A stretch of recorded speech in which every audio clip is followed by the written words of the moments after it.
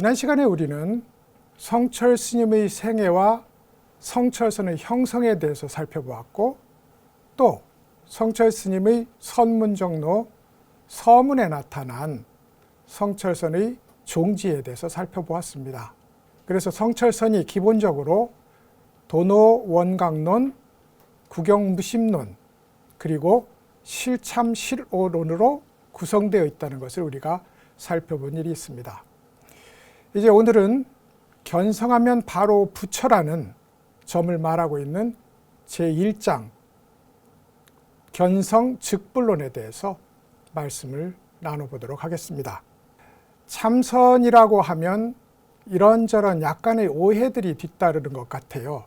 그래서 가장 보편적인 것은 참선을 하면 신통력이 생기는 것일까 하는 관점이 하나 있는 것 같고, 다른 하나는 참선 공부를 하다가 어떤 특별한 사연을 만나면 영감처럼 깨달음이 찾아온다는 그런 신화적 이야기도 사실은 약간의 오해를 담고 있다, 이렇게 이제 생각을 할 수 있습니다. 신통력에 대한 얘기를 한번 해보면요, 당나라 때 법융선사라는 스님이 계셨어요. 그런데 그 당시에 팽땅의 지역국가를 다스리고 있는 팽성왕이라는 이가 법융선사에게 이렇게 얘기합니다. 스님, 만약에 스님의 왼쪽 옆구리에서 불길이 솟아나오고 오른쪽 겨드랑이에서 물길이 솟아나오고, 그리고 스님께서 하늘을 마음대로 날아다니신다면 제가 스님의 법을 한번 믿어보겠습니다. 그리고 후원도 아끼지 않겠습니다. 이렇게 이제 이야기를 해요. 그러자 법융 스님이 이렇게 얘기합니다. 석가모니 부처님도 견성을 하고 완전한 깨달음을 성취했지만 평생 비구의 모습을 바꾸지 않았습니다. 또 유마거사도 평생을 진리와 함께 살았지만 거사의 몸을 바꾼 일이 없습니다.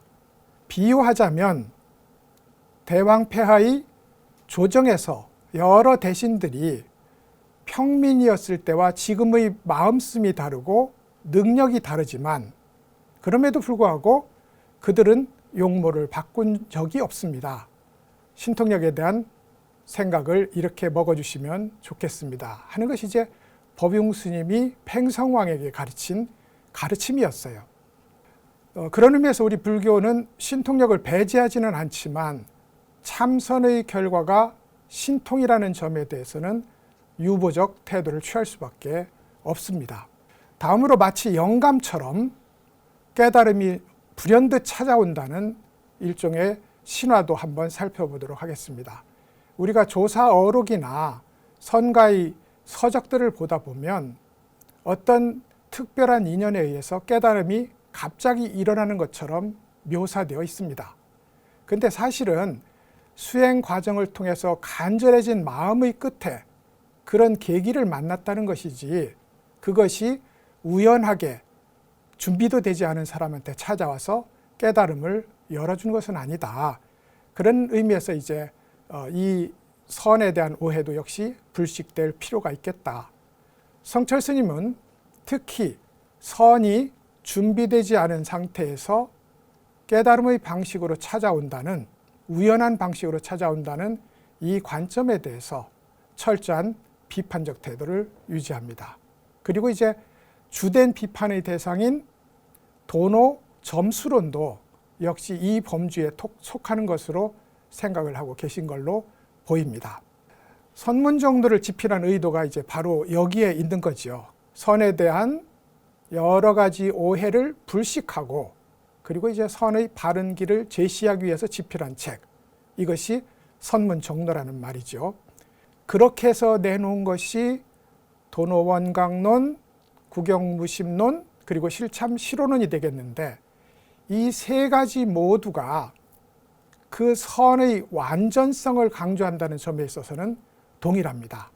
그러니까 단번의 깨달음이라고 해서 그것은 완전한 깨달음이 아니면 일시적 지나가는 현상일 뿐이다. 그러므로 완전한 깨달음이라 해야 된다. 무심이라고 하지만 무심의 여러 영역 중에서 궁극적으로 한 생각도 일어나지 않는 무심이라 해야 된다. 실참시로로는 머리로 이해하는 것이 아니라 직접 몸으로 체험하고 실제로 그렇게 되는 완전함을 필요로 한다.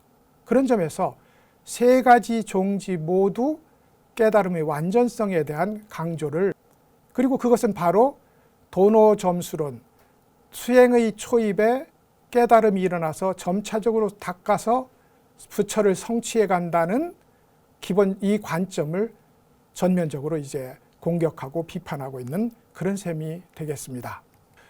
선문정로는 화두를 참고하고 있는 수행자에게 필요한 책이고, 화두를 참고하는 사람이 동반자 삼아서 읽어야 될 책이지, 단순한 독서의 대상으로 읽으면 그 진정한 가치가 삭감될 것 같은 그런 느낌이 있습니다. 그래서 이제 선문정로를 읽는 우리가 지금 초입에 있어서 화두에 대한 얘기를 하지 않을 수가 없습니다.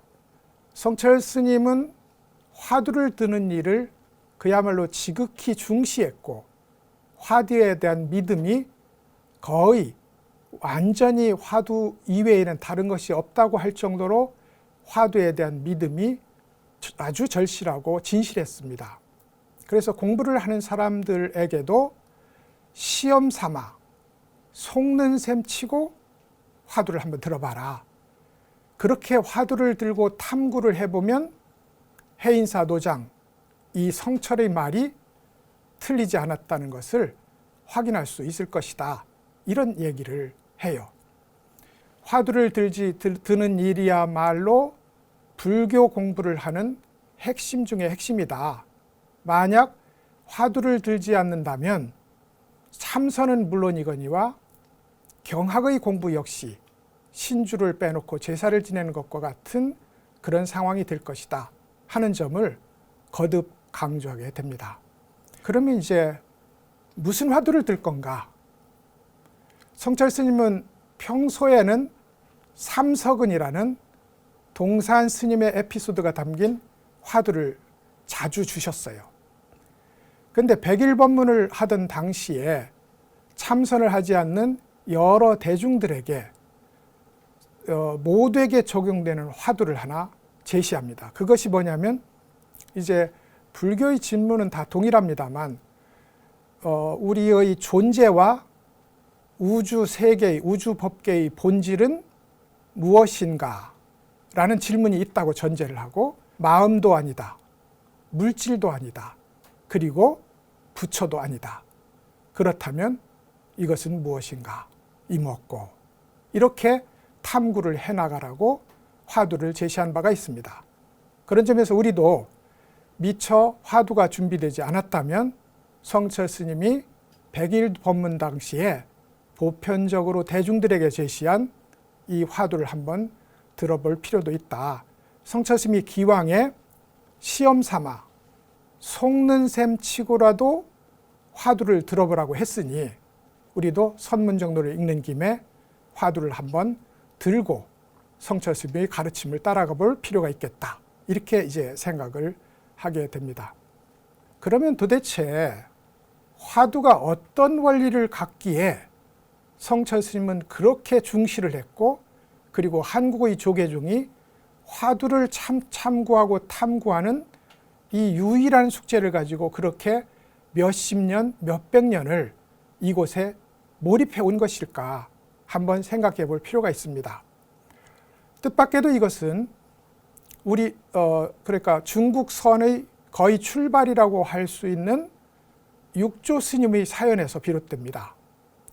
육조 스님이 이제 오조 스님의 회상에서 깨달음을 얻고 가사를 전수받습니다. 그래서 그 오조의 회상에 있던 대중들이 육조 스님의 가사를 탈취하기 위해서 일종의 추격전이 벌어져요. 그리고 그 중에서 이제 해명이라는 이가 장군이었는데 대유령에서 육조 스님을 따라잡습니다. 근데 이 스님은 가사를 뺏기 위해서 따라온 것이 아니라 육조 스님이 깨달은 법을 얻기 위해서 따라왔던 겁니다. 그래서 육조 스님에게 말을 합니다. 저에게 법을 가르쳐 주십시오. 그러자 육조 스님이 두 마디를 해요. 하나는 모든 마음을 멈추고 선과 악도 생각하지 않는 자리에 도달해봐라. 이것이 첫 번째 육조 스님의 가르침이었어요. 선도 악도 일어나지 않는 자리에서 그대의 진짜 모습이 무엇인지 한번 대답을 해봐라. 이것이 이제 육조 스님이 해명 스님에게 내린 법문의 전부였습니다. 여기서 해명 스님이 깨달아요. 그런데 화두라는 것이 바로 이렇게 육조 스님이 해명 스님에게 요구한 두 가지를 담고 있다. 하나는 우주 법계의 진실이 무엇입니까? 하고 물었을 때 물질도 아니고 마음도 아니고 부처도 아니다. 아니다라는 말로 모든 말이 나갈 길, 생각이 나갈 길을 끊어버렸어요. 생각이 나갈 길이 끊어졌으니 결국 육조 스님이 이야기한 선도 생각하지 않고 악도 생각하지 않는 그런 무심의 자리에 도달을 하도록 유도를 합니다. 그렇다면 도대체 이것이 무엇인고 하는 이 질문은 육조 스님이 해능에게 이렇게 선도 악도 생각하지 않는 자리에서 그대의 본래 모습은 무엇입니까? 라고 물었던 이야기하고 완전히 동일한 기능을 하게 된다.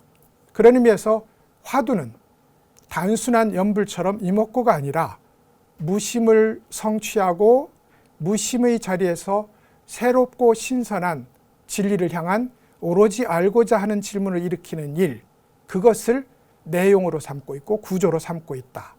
이렇게 이제 설명을 드릴 수가 있겠습니다.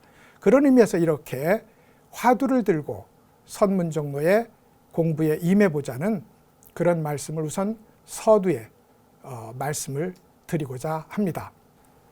이렇게 화두를 드는 입장에서 우리가 오늘 살펴볼 내용은 선문정로 제1장 견성하면 곧 부처라는 견성즉불의 장이 되겠습니다. 이 견성즉불이라는 장의 제목이 참 사실은 심상치 않습니다. 보통 우리가 선문에서는 직지인심 견성성불을 말합니다. 곧바로 사람의 마음을 가리켜서 견성하여 부처가 된다는 뜻입니다. 성철스님도 처음에는 견성성불이라는 말을 썼어요. 그러니까 백일법문 당시에 견성성불이라는 말을 그대로 썼습니다. 근데 이 말을 선문정로에 넘어오면서 견성즉불, 견성하면 곧 부처라는 말로 바꿔서 사용합니다. 그 용례를 찾아봐도 아무리 생각해도 이 용어는 성철스님이 만든 용어다 하고 생각이 들 정도로 견성즉불의 용례는 그리 찾기가 어렵습니다. 그러면 왜 견성성불을 견성즉불로 바꾸어서 설법을 시작했을까 생각해 볼 필요가 있겠습니다. 백일법문을 설하던 당시 성철스님은 견성성불이라는 말을 쓰면서 견성해서 공부한 뒤 부처가 된다는 뜻이 아니라 견성하면 바로 부처가 되는 것이다 라고 이 뜻을 한정적으로 번역해서 설명을 한 바가 있습니다. 그럼에도 불구하고 견성성불이라는 언어에 담겨있는 흔적이 남아있기 때문에 아예 그러한 해석의 가능성을 차단하기 위해서 견성하면 곧 부처다 하는 말을 썼다고 생각을 합니다. 견성하면 부처라는 말, 이 제목이 가리키는 또 하나의 뜻이 있습니다. 우리가 보통 불법을 닦아서 견성을 한다면 견성을 해서 무엇인가 특별한 다른 존재로 바뀐다고 생각을 할 수 있습니다. 그런데 실제로는 중생이대로 부처가 되는 것이거든요. 견성하면 부처이고 견성하지 못하면 중생이다. 이것이 달마 스님의 혈맹론에서도 명백하게 이야기하고 있는 바입니다. 그런 의미에서 견성즉불은 견성하면 곧 부처다, 견성하면 중생이대로 부처다 하는 두 가지의 뜻을 전달하기 위해서 의미심장하게 견성즉불이라는 새로운 용어를 만든 것이 아닐까 생각을 하게 됩니다. 이 견성즉불은 당연히 견성해서 공부한 뒤 부처가 된다는 도노점수론을 비판하는데 그 초점이 맞춰져 있어요. 말하자면 흔히 평가하기를 집요할 정도로 모질다고 할 정도로 성철 스님의 도노 점수에 대한 비판은 철저하다. 지난 시간에도 말씀드린 바가 있습니다. 근데 왜 그랬을까? 생각을 해봅니다. 첫째로는 아마 성철 스님 스스로 체험한 깨달음이 도노 점수식이 아니었기 때문이라고 확신합니다. 성철 스님은 동화사 금당에서 최초의 깨달음을 경험한 뒤에 평생 그 깨달음이 똑같은 차원에서 지속되는 것을 스스로 확인한 바가 있었던 것 같습니다. 그래서 열반에 임해서도 모진 병 중에 고통을 받으면서도 금당에서 처음 깨달음을 경험할 때의 마음과 병으로 힘들어하는 지금의 마음이 조금도 변함이 없다는 것을 상자 스님들에게 말씀한 경우가 있습니다. 그런 의미에서 성철 스님이 체험한 깨달음이 도노 점수식이 아니었기 때문에 한 번 깨닫고 두 번 깨닫고 세 번 깨달으면서 깨달음의 질을 높여간다는 도노 점수론을 수용할 수 없었던 것으로 보입니다. 두 번째는 중간 지점을 견성이라고 규정하면 문제가 생깁니다. 왜냐하면 어차피 견성이라는 말은 선문의 절대적 목표점에 해당해요. 이것까지 부정할 수는 없는 거거든요. 그러니까 선문에 참선하는 사람의 절대적 목표점인 견성을 수행의 초입이나 중간 지점에 견성했다고 규정하면 당연히 내가 목표에 도달했다는 생각이 들지 않을 수가 없다. 그러므로 아무리 견성한 뒤에 공부를 열심히 해야 된다 해도 실제로는 그 일이 철저한 수행이 제대로 일어나지 않게 된다. 이것이 또 두 번째의 도노 점수론을 비판하게 된 이유라고 생각이 듭니다. 세 번째로는 수행의 초입이나 중간에 나타난 눈 밝아지는 일을 견성이라고 한다면 결국은 그것은 유심이고 망상의 차원에서 일어나는 것이다. 그러면 유심이고 망상의 차원에서 일어나는 이 일을 가지고 무심의 견성자리에 도달하기에는 너무나 멀 뿐더러 실제로는 다른 길을 걷는 것이 아니겠는가 하는 것이 성철 스님의 도노 점수론을 보는 관점이었던 걸로 생각이 듭니다. 이런 점을 강조하기 위해서 성철 스님은 다양한 권위 있는 서적의 문구들을 가져와서 스님 스스로의 주장을 뒷받침하는 자료로 쓰고 있어요. 그 첫 번째 문장이 종경록에서 가져옵니다.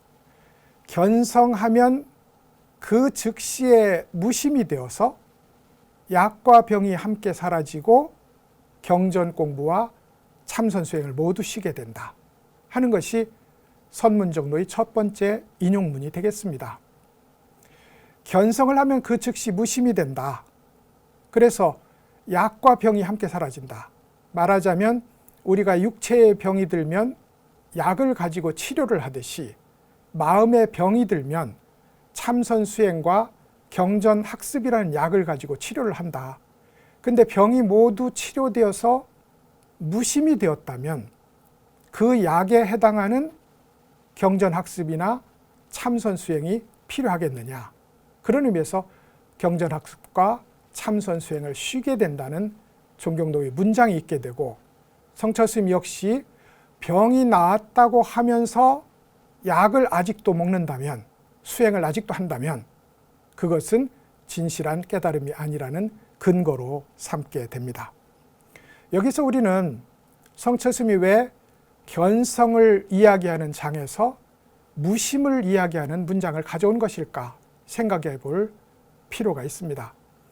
우리가 견성이라고 하면 성품이라는 무엇을, 본성이라는 무엇을 눈으로 본다는 의미가 떠오르게 됩니다. 그렇게 되면 본성이라는 것이 따로 무엇인가 특별한 모양으로 있다는 그런 착각이 일어나게 돼요.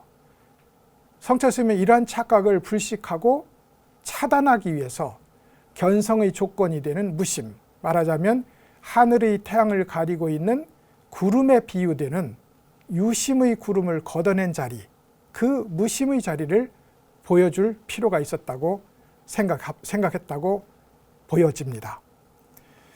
그래서 이제 그렇게 무심이 되었을 때 성품은 저절로 드러난다. 사실 이 본성이라고 부르고 자성이라고 부르고 불성이라고 부르는 이것은 만사 만물의 모습으로 우리 눈앞에 이미 환하게 드러나 있다. 그런데 우리 눈을 가리는 유심의 구름이 그것을 보지 못하게 하고 있다. 이것이 일반적인 선가의 진단이기도 하고 성철 스님의 진단이기도 하거든요. 그런 의미에서 성철 스님은 무심이라는 견성의 조건을 이야기함으로써 견성이 무심이기만 하면 견성이 일어난다는 의미를 전달하기 위해서 견성은 곧 무심이다 라는 문장을 가져온 것으로 보입니다. 그런 점에서 참선이라는 것은 무심을 닦는 일이고 무심을 성취하는 일이다. 그러면 일체의 모든 유심은 무엇인가를 지향하는 지향성을 가지므로 지금 이 자리에 드러나 있는 본래의 자성, 본래의 법성을 보지 못하게 한다. 그러니까 유심적 지향만 내려놓으면 그것이 심지어 좋고 숭고하고 성스러운 마음일지라도, 예를 들어서 진리를 구하는 마음, 중생을 구제하겠다는 보살의 마음도 그것이 마음이기 때문에, 유심이기 때문에 지향점을 갖고 있어서 궁극적으로 견성이 일어나는 무심의 자리를 가로막는 역할을 한다 하는 것이 선문의 이야기이고 성철 스님의 주장이기도 합니다. 그러니까 이렇게 약에 해당하는 혹은 착한 마음에 해당하는 보살의 마음, 성인의 마음조차 그 지향하는 마음을 내려놓았을 때 비로소 진정한 부처의 자리, 무심도인의 자리에 도달한다. 그래서 선문에서는 언어적 표현이기는 합니다만 무심도인 한 사람에게 한 번 공양하는 것이 삼세제불의 많은 부처님에게 공양하는 것보다 낫다. 이런 과격한 표현도 있게 됩니다. 사실 무심도인과 부처님이 다른 존재는 아니지요. 그런데 표현을 하자니, 무심의 중요성을 표현을 하자니 무심도인에게 공양하는 것이 삼세제불에게 공양하는 것보다 낫다는 이런 넘치는 표현까지 나오게 된 것으로 보입니다. 사실 부처님 스스로가 완전한 무심도인이셨고 출가 직후 깊은 선정에 들어갔을 때 한 마리 새가 부처님의 머리에 날라와서 둥지를 틀었다는 거예요. 그리고 거기에 알을 낳습니다. 부처님이 잠시 선정에서 깨어보니 새가 자기 머리에 둥지를 틀었어요. 그래서 다시 선정에 들어갑니다.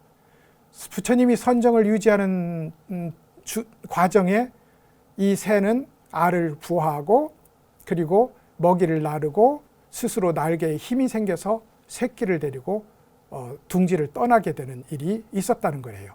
선문에서 보기에 부처님이야말로 무심을 철저하게 실천한 무심도인의 제1번이었다. 이렇게 규정할 수 있는 이야기가 되겠습니다. 저속한 범부의 마음도 떨어내야 되지만 성인을 추구하고 진리를 추구하는 마음도 떨어내야 되고, 그리고 중생을 제도하겠다는 보살의 숭고한 마음도 떨어내야 마지막 진정한 무심에 도달한다는 얘기는 우리가 공부의 주제 역시 유심적 지향을 가짐으로 그것도 떨어내는 일이라야 된다는 자연스러운 결론에 이르게 됩니다. 공부의 주제라고 하면 우리는 불교사를 전체적으로 통관해 볼 때 삼법인이 있었을 것 같고, 고진멸도의 이 사성제가 있었을 것 같고, 보살이 닦는 육바라밀이 있었을 것 같고, 팔정도가 있었을 것 같고, 그리고 이런저런 학습 과제가 있었을 거예요. 이 학습 과제가 제시되는 순간 그것을 완전하게 이수해야 되겠다는 그런 목적의식과 지향점이 생깁니다. 그러면 유심인 거예요. 다만 병을 고치기 위한 약이라는 점에서 이것을 닦아서 약을 복용하듯이 스스로에게 적용할 필요는 있지만 궁극적으로 어느 지점에 가서 약을 내려놓아야 완전히 건강한 사람이 되는 것처럼 수행의 의지, 수행의 과제도 반드시 내려놓는 지점이 있어야 된다. 그리고 그 지점이야말로 불교에서 주장하는 완전한 자리다. 이렇게 이제 성철 스님은 무심의 이 의미를 한정적으로 극히 좁게 규정을 하는 겁니다. 말하자면 요컨대 모든 유심적 지향을 내용으로 하는 수행의 과제는 결국은 궁극이 아니고 병을 치료하는 약이라는 점을 알아서 마지막까지 약을 내려놓는 그 용기, 끊어내는 그 과감함을 필요로 한다 하는 것이 이 문장의 뜻하는 바가 되겠습니다. 명나라 때 벽봉선사라는 분이 계셨어요. 무심의 공부를 잘 닦아서 평소에도 주변의 무심도인으로 불리는 분이었어요. 근데 이분이 열반에 임하게 됩니다. 그래서 저승사자가 찾아와요. 그런데 이미 열반에 임해서 선정에 들어버렸기 때문에 무심도 영혼의 자취가 전혀 없는 거예요. 왜냐하면 무심이잖아요. 그래서 이제 저승사자들이 난감해하다가 그 지역을 다스리고 있는 토지신에게 이 벽봉선사의 행적을 묻습니다. 그래서 벽봉선사에 대해서 잘 알고 있는 토지신이 아마 찾기 어려울 겁니다. 워낙 무심도인이라서 마음의 흔적을 내놓는 일이 없습니다. 어떻게 하면 좋겠느냐? 한 가지 방법이 있습니다. 저 선사께서 황제는 주원장이었어요. 황제인 주원장에게 황금 바루를 선물 받았는데 평소 그것을 아끼고 자랑스러워했습니다. 그러므로 그 황금 바루를 건드리면 무슨 일이 있을 겁니다. 그래서 이제 저승사자가 벽장에서 황금 바루를 찾아내요. 한번 땡 하고 움직이니 선정에 들었던 벽봉선사의 마음에 황금 바루라는 생각이 꿈틀했어요. 두 번 땡 하고 움직이니 나의 황금 바루라는 생각이 움직였어요. 세 번 땡 움직이니 누가 나의 황금 바루를 건드리지? 라고 선사의 마음이 움직입니다. 그래서 저승사자가 그 흔적이 나타난 영혼을 찾아서 저승으로 끌고 갈 준비를 합니다. 벽봉선사로서는 평생 무심을 닦았다고 하면서 하늘을 우러러 부끄러움이 넘칠 지경이 됐어요. 그래서 이제 저승사자에게 제안을 합니다. 잠깐만 시간을 달라.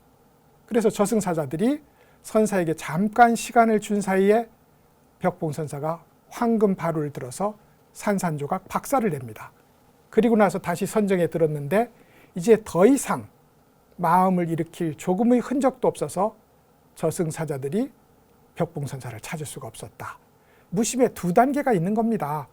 스스로 무심이라고 하지만 아직 수행의 과제이든 혹은 구제해야 될 중생이든 아니면 황제에게 받은 황금 바루이든 상관없이 무엇인가 마지막 기대고 있는 그것조차 아낌없이 덜어내야 진정한 무심에 도달할 수 있다는 것이 이 벽봉선사의 에피소드에도 잘 나타나 있는 것이 아닌가 생각을 합니다. 이렇게 이제 선문종로의 첫 소위 인용 문장들을 살펴보면 종경록이라는 책이 자주 나타나요. 종경록은 송나라 때 영명 연수 스님이 지은 방대한 선종 서적입니다. 그 서적의 구성이나 지필의 내용을 보면 선문종로의 지필 모델이 바로 이 책이 아니었을까 하는 생각이 들어요. 영명 연수 선사 역시 성철 스님이 그랬던 것처럼 스스로 깊은 깨달음을 체험한 뒤에 다양한 경전들을 가지고 자기 깨달음을 점검을 합니다. 그리고 그 깨달음의 용광로에 모든 경전의 이론을 녹여내서 선문에 도움이 되는 말들을 기록한 종경록이라는 책을 이제 내놓게 되는 거예요. 그래서 이제 선문에서는 이것을 선문의 만리장성이다. 만리장성이니까 선을 쳐들어오는 이런저런 도전을 막아내는 그런 성체의 역할을 한다는 뜻이기도 하고, 이 책이 워낙 방대, 100권이거든요. 이 책이 워낙 방대해서 만리장성처럼 길고 크므로 그래서 선문의 만리장성이라는 말이 별명으로 이 책에 붙게 됩니다. 이 책의 요약본이 명추회요라는 요약본이 있는데요. 이것을 송나라 때 이 선사인 회당 조심 스님이 3권짜리로 편찬을 해요. 그리고 이것이 지금 우리말로도 번역이 되어 있고 많은 독자들이 이 책을 읽고 이제 불교에 대한 이해를 하는 그런 자료로 삼고 있다고 알고 있습니다. 제가 아는 교수님도 매일 이 책을 한 페이지씩 읽으면서 불교에 대한 탐색을 하고 있는 것을 제가 보고 있는 중입니다. 영명연수선사의 명성은 우리 고려까지 퍼져서 고려 때 국왕이었던 광종이 직접 금난가사를 전달하도록 지시를 하고 그리고 36명의 유학생을 영명연수선사의 회상으로 보냈다는 기록도 있는 것을 보면 이분의 명성이 동아시아에 얼마나 멀리 퍼져 있었던가를 확인을 할 수가 있습니다. 이 영명연수선사는 종경록에서 이 유심이라는 것은 눈에 낀 백태와 같다 하는 비유를 해요. 눈에 한 점 백태가 끼면 잊지도 않은 환영의 꽃이 하늘에 펄펄 날린다고요.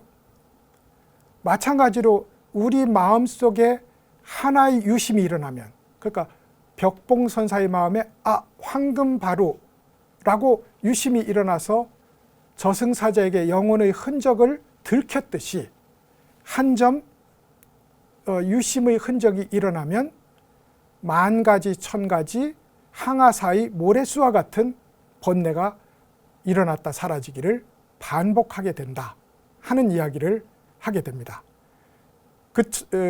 그 백태라는 말, 이것이야말로 마지막 남은 유심의 한 조각을 설명하는데 참 적절한 표현이 아닐까 싶은데, 여기에서 백태의 비유는 귀종 지상스님이라는 선사가 법문답 중에 내놓은 말입니다.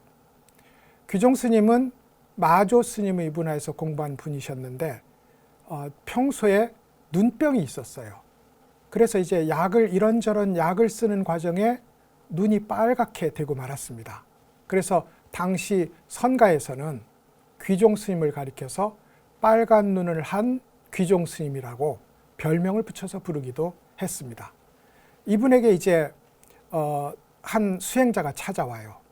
그래서는 이제 부처가 무엇입니까? 부처는 어디에 있습니까? 귀종 스님이 말합니다. 내가 말해준다고 한들 자네가 믿을까? 믿겠습니다. 그럼 말해주겠다. 그대가 바로 부처다. 그러자 이 수행자가 이렇게 묻습니다. 제가 만약에 부처라면 이것을 어떻게 지키고 어떻게 잘 맡겨가면 되겠습니까? 이게 이제 선가에서 흔히 보림이라고 하는, 스스로의 부처를 발견한 뒤에 그 부처를 잘 보존해 나가는 이 깨달음 이후의 수행을 가리키는 말입니다. 어떻게 보호하고 어떻게 잘 맡겨 나가겠습니까? 하고 묻자 이 귀종 스님이 눈에 백태가 끼면 잊지도 않은 환영의 꽃이 허공에 흩날리는 법이지 라고 이야기를 한 겁니다. 말하자면 나에게 있는 불성을 깨우치고 부처가 직접 이렇게 활동하고 있음을 알고 난 뒤에, 그런 뒤에 이것을 어떻게 지켜나갈 것인지 하는 마지막의 마음가짐 또한 결국 마음가짐이라는 점에서 눈에 낀 백태와 같고 그것이 환영을 만들어내고 망상을 만들어낸다는 그런 얘기가 됩니다. 선사들의 이 언어는 이처럼 자기들의 직접 체험한 바를 가지고 깨우침을 여는데 중요한 계기로 삼는 일이 많이 있습니다. 귀종 스님은 눈병을 오래 앓았으므로 눈의 병을 가지고 불법을 설명하는 데 썼고, 성철 스님은 한 번 깨달아 그 깨달음이 변하지 않음을 확인했기 때문에 도노돈수, 도노원각의 주장을 그렇게 끝없이 펼쳤고, 화를 쏘던 선사는 화를 쏘는 일을 가지고 후학들을 가르치는 계기로 삼기도 합니다. 그런 의미에서 귀종 스님의 백태 법문은 우리가 기억해둘 필요가 있을 것 같다 하는 생각이 듭니다. 귀종 스님의 백태에 대한 비유까지 무심에 대한 이야기로 점철되었어요. 그러니까 견성이라는 것은 무심이다 이런 얘기를 하는데 성철 스님이 견성즉불론의 전반부를 쓴다고요. 그리고 나서 이제 중간으로 넘어가면 보살의 끝인 십지와 등각도 역시 뒤에 한 단계가 남아있으므로 견성과는 거리가 멀다는 이야기를 하게 됩니다.